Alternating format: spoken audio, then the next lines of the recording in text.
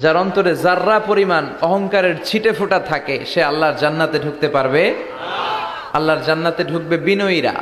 কারা? যারা বিনয়ী, মুতাওয়াদি, হাম্বল, যাদের মধ্যে হাম্বলনেস আছে, যারা বিনয়ী, তারা জান্নাতে ঢুকবে।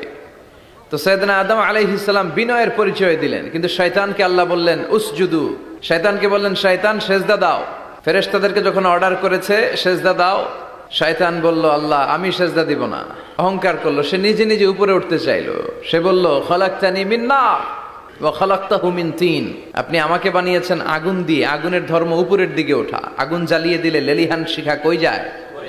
উপরে যায়। ওয়া খলাকতাহু মিন তিন। আর আদমকে বানিয়েছেন আপনি মাটি থেকে, তা আমি কেন সেজদা দিব? আদমই না আমারে দিবে। আল্লাহ শয়তানকে চির জাহান্নামী বানিয়ে দিল। চিল্লায় বলেন ঠিক কিনা? আর বিনয়ের কারণে আদমকে আল্লাহ বানালেন আশরাফুল মাখলুকাত। কি বানালেন? সৃষ্টির সেরা।